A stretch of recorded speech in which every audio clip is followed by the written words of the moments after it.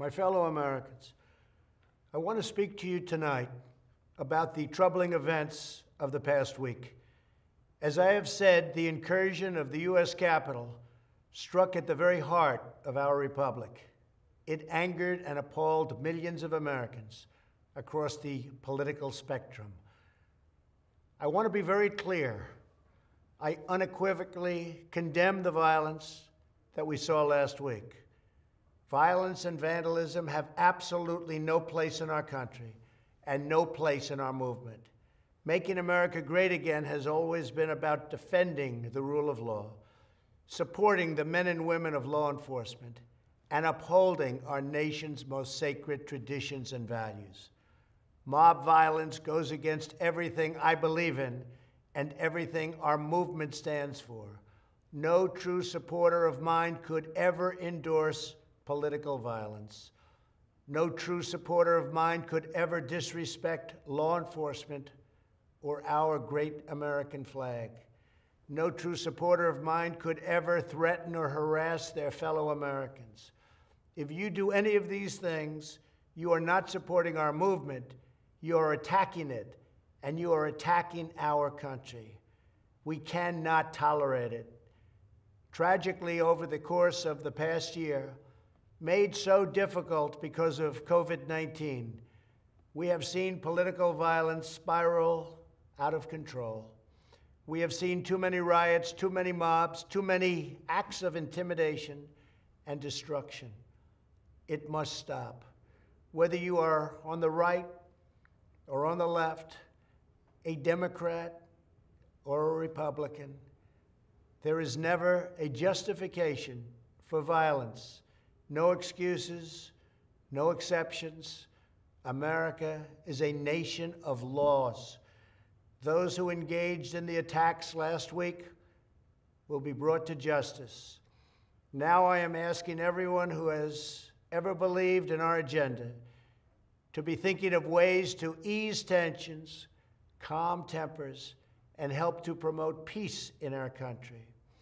There has been reporting that additional demonstrations are being planned in the coming days, both here in Washington and across the country. I have been briefed by the U.S. Secret Service on the potential threats.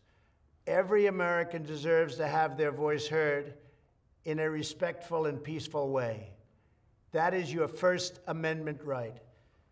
But I cannot emphasize that there must be no violence, no law-breaking, and no vandalism of any kind. Everyone must follow our laws and obey the instructions of law enforcement. I have directed federal agencies to use all necessary resources to maintain order. In Washington, D.C., we are bringing in thousands of National Guard members to secure the city and ensure that a transition can occur safely and without incident. Like all of you, I was shocked and deeply saddened by the calamity at the Capitol last week. I want to thank the hundreds of millions of incredible American citizens who have responded to this moment with calm, moderation, and grace. We will get through this challenge just like we always do. I also want to say a few words about the unprecedented assault on free speech we have seen in recent days. These are tense and difficult times. The efforts to censor, cancel, and blacklist our fellow citizens are wrong, and they are dangerous. What is needed now is for us to listen to one another, not to silence one another.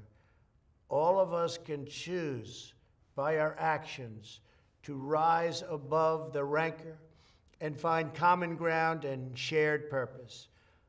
We must focus on advancing the interests of the whole nation, delivering the miracle vaccines, defeating the pandemic, rebuilding the economy, protecting our national security, and upholding the rule of law. Today, I am calling on all Americans to overcome the passions of the moment and join together as one American people. let us choose to move forward united for the good of our families, our communities, and our country. Thank you, God bless you, and God bless America.